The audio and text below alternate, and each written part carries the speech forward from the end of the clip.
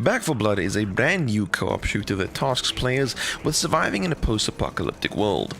Developed by Turtle Rock Studios and published by Warner Brothers, the game is a spiritual successor to Left 4 Dead and aims to deliver a similar experience with a new coat of paint, new infected and some new systems.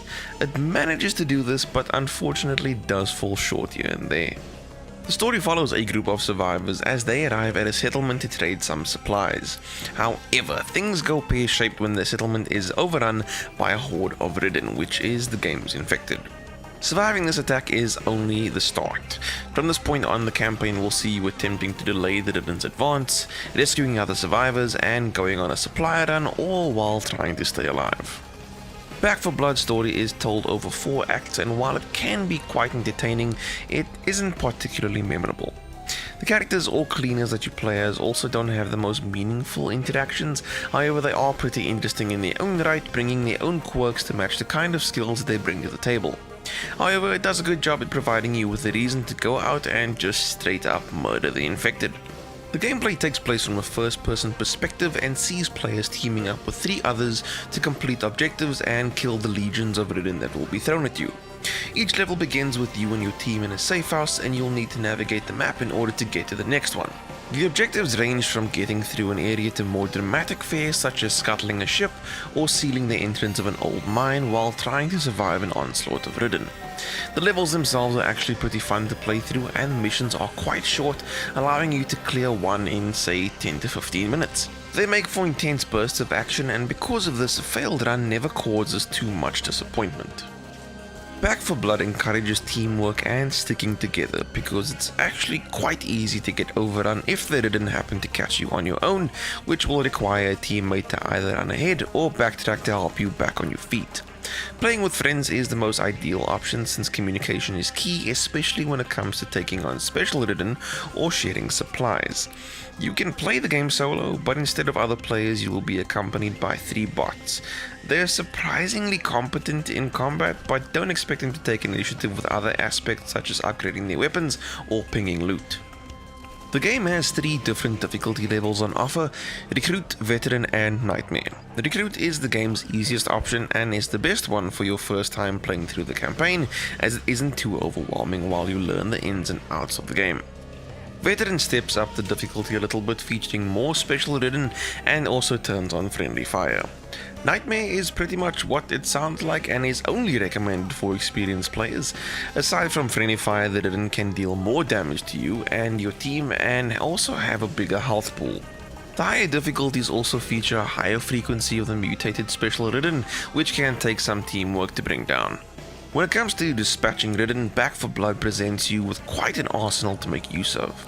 Shotguns, automatic rifles, sniper rifles, SMGs, there's something here for everyone. On top of that, there's a selection of weapons for each type, so you aren't just limited to one gun per type. The firing range also provides you with an opportunity to get a feel for the different weapons and see which suits you best. You only have 2 weapon slots available though, so don't expect to go into a level packing a small armory on your person. The weapons are great though, they feel weighty, pack a hell of a punch, and most importantly, they handle really well. To spice up your runs, Back 4 Blood introduces a card system which is actually quite fantastic for creating builds and also increasing replayability. Completing levels nets you supply points, which can then be used to pour into supply lines. These unlock new cleaner skills and of course more cards. The cards themselves provide tweaks and buffs to the gameplay experience, such as providing you with more ammo, turning your bash into a knife attack, or gaining a certain amount of health for each melee kill. You can also make your own deck to create a certain build, and pairing it with the right cleaner can make all the difference during a run. The card system is great, but it might be a little off-putting for players who just want to jump straight into the action without having to worry about it. Aside from the cards at your disposal for deck building, there are also corruption cards that can be chosen at the start of a level.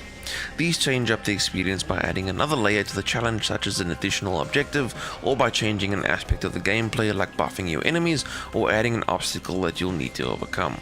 These ensure that no 2 runs will be the same. While Back 4 Blood is a co-op shooter at heart, it does offer a solo campaign. However, it does have some weird rules about it though. Your progress is essentially locked when playing this mode, and you're unable to earn supply points, stat tracking is disabled, and earning progress towards accomplishments is also disabled. It's a bit of a bizarre design choice since a solo mode is offered but players are essentially punished for playing it. Turtle Rock Studios are aware of the issue and are looking into a way for players to earn progress while playing solo mode, however no ETA has been given regarding this. Aside from the PvE nature of the campaign, Back 4 Blood also offers a 4v4 PvP experience in Swarm mode. One team plays as the cleaners while the other team plays as the ridden. The mode is round based with a point awarded to the team able to stay alive the longest. It's okay. To be honest, the mode feels a little tacked on when compared to the exciting main campaign. One of the best features present in Back 4 Blood is the fact that it has crossplay. Being able to matchmake with players across all available platforms is fantastic and doesn't limit you to just the players on your platform of choice. It also doesn't hurt that it's actually quite seamless. In terms of the visuals and audio, Back 4 Blood is impressive. On the PS5 the game looks great and runs smoothly. There were some frame rate dips here and there, namely in busier areas or when facing a horde though. The audio is also fantastic. The voice work is pretty decent, but it's actually the screams of the ridden that really add to the experience. Back 4 Blood is great. It delivers an experience similar to the Left 4 Dead franchise but with a new spin on things. The gameplay is incredibly exciting and the intense bursts of action keep things interesting throughout the campaign. Playing with friends is the ideal way to get the most enjoyment out of the game, but it's still quite doable via matchmaking. The lack of progression in solo mode is a weird design choice and the Swarm mode feels somewhat tacked on though. Despite this, Back 4 Blood delivers an enjoyable experience and has potential to be really amazing with consistent content updates. If you enjoyed this review, please hit that like button, and if you are new to the channel, please hit that subscribe button. And if you got your hands on Back 4 Blood, please let me know what you thought of the game in the comment section down below. I'd love to know your thoughts and opinions. Thank you so much for watching, and I'll see you next time.